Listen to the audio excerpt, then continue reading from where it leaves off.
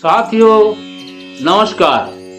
कनप्पा नाम का एक भक्त अपने पैर के अंगूठे से शिवलिंग को स्पर्श किया था और शिवलिंग पर जल चढ़ाने के लिए वो पास के एक नदी से वो अपने मुंह में पानी भर के ले आता और शिवलिंग के ऊपर चढ़ाकर उसे साफ किया करता था। साथियों, मैं चक्रवर्ती जीवन और आप देख रहे हैं मेरा चैनल जय श्री राम।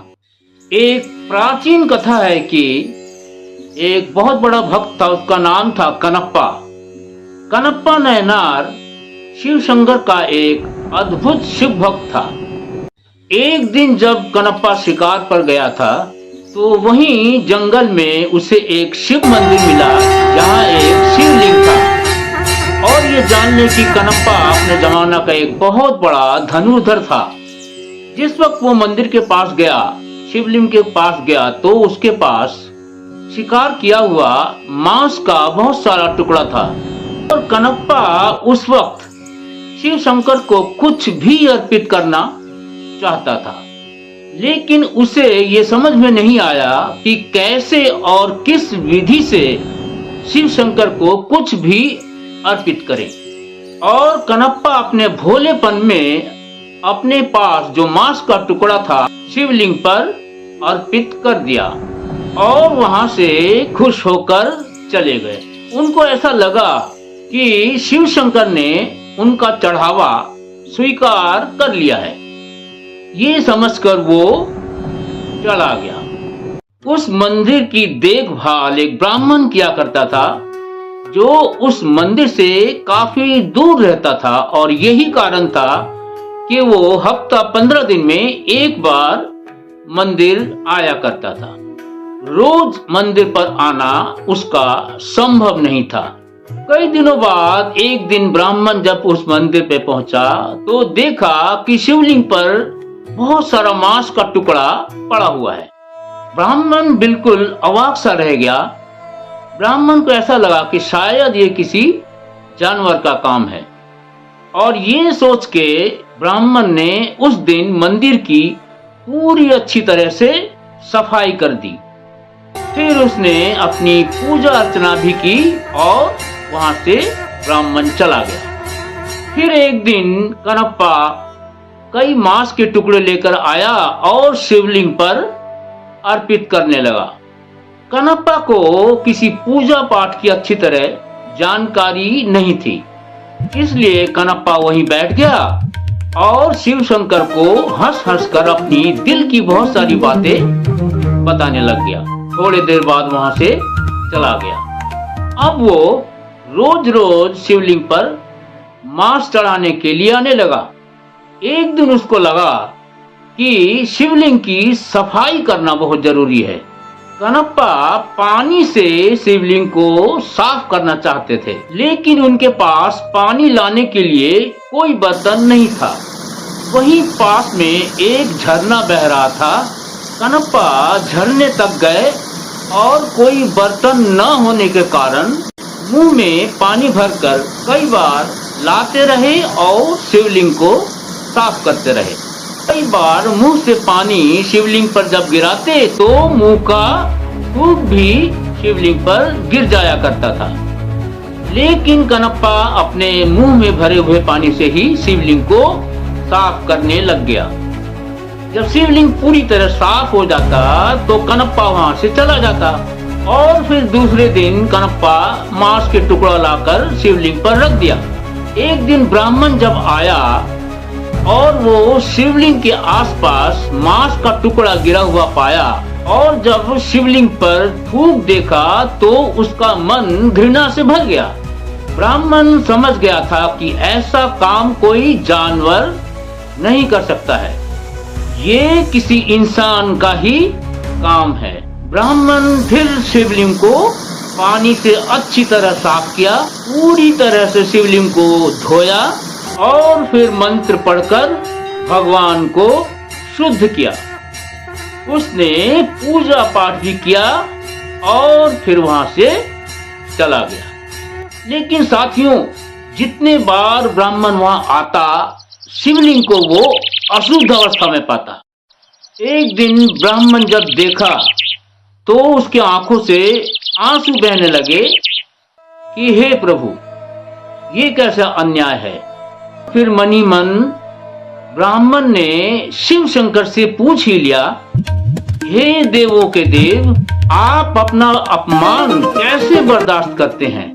उसी वक्त शिव शंकर की आकाशवाणी हुई, जिसे तुम अपमान मानते हो वो एक दूसरे भक्त का अर्पण है और मैं उसकी भक्ति में बधा हुआ हूँ। वो जो भी अर्पित करता है उसे मैं स्वीकार करता हूँ। अगर तुम उसकी भक्ति गहराई से देखना चाहते हो तो आसपास की झाड़ी में जाकर छुप जाओ और फिर देखो क्या होता है। जल्दी जाओ, जल्दी करो, वो आने ही वाला है। ये आकाशवाणी सुनते ही ब्राह्मण पास के एक झाड़ी में छिप गया। साथियों, थोड़े ही देर बाद कनप्पा बहुत सारा मांस का टुकड़े के साथ वहां पहुंचा, लेकिन इस बार शिव शंकर ने कनप्पा का चढ़ावा स्वीकार नहीं किया।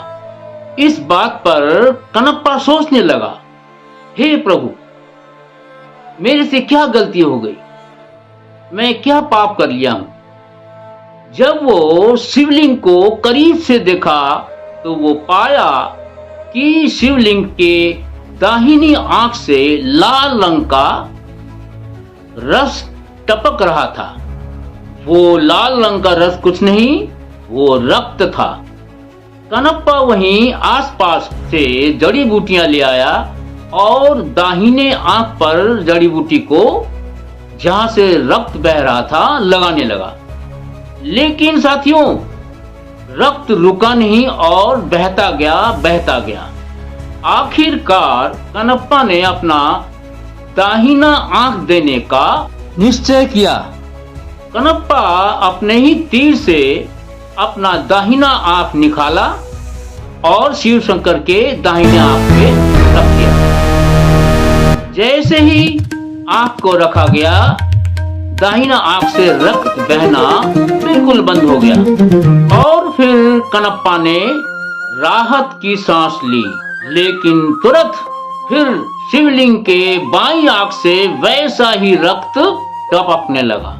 कनप्पा ने अपनी बाईं आंख निकालने के लिए अपना तीर निकाला, लेकिन वो रुक गया और सोचने लगा कि मैं अगर अपना दूसरी आंख भी निकाल दूंगा तो देखूंगा कैसे कि बाईं आंख कहां लगानी है। इसलिए वो शिवलिंग पर अपना पैर का अंगूठा बाईं आंख पर रख दिया और फिर तीर से अपनी बाईं आंख निकाल ली और अंगूठे वाले स्थान पर बाईं आंख को लगा दी। बाईं आंख लगते ही बाईं आंख से रक्त बहना बंद हो गया। साथियों, उसकी अपार भक्ति को देखते हुए शिव शंकर उनको दर्शन दिए और तभी कनप्पा की दोनों आंखों की रोशनी वापिस आ गई। कनप्पा अपने आराध्य शिव शंकर के दर्शन होते ही उनके पैरों से लिपट गया और फूट फूट कर रोने लगा। रोने का कारण यह था साथियों कि कनप्पा को अपने आराध्य प्रभु के दर्शन हो गए थे। कनप्पा उनके चरणों में अपना सिर रखकर दंडवत हो गया और उसी दिन से कनप्पा नयनार के नाम से जाना जाने लगा। साथियों, कनप्पा का मतलब है आंखों को अर्पित करने वाला और नयनार यानी शिव भक्त। झाड़ी में छिपा ब्राह्मण ये सब देखकर अचंभित हो गया और रो पड़ा। वो कहावत भक्ति में ही शक्ति है आज ब्राह्मण को दिख रहा था। साथियों, कनप्पा को फिर मन चाहा वर मिला। वैसे कनप्पा का पूरा नाम तिम्मन था, जो एक बहुत बड़े मशहूर धनुर्धर थे। थिम्मन का बाद में नाम कनप्पा नयनार पड़ा था। साथियों, लोग कहते हैं ना, मन चंगा तो कठौती में गंगा।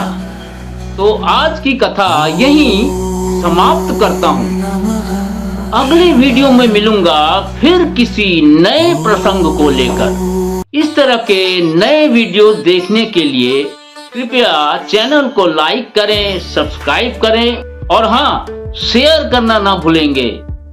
बहुत जल्दी फिर मैं आप लोगों से मिलूंगा। नमस्कार।